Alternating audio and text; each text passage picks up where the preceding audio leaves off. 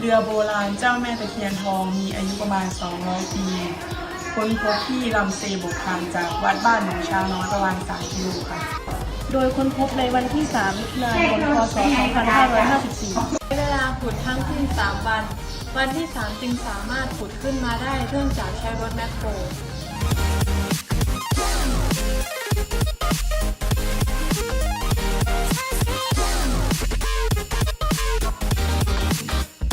เรือเจ้าแม่ตะเคียนทองมีความกว้าง 1.85 เมตร ความยาว 21.60 เมตร และส่วนที่หายไปประมาณ 4-5 เมตร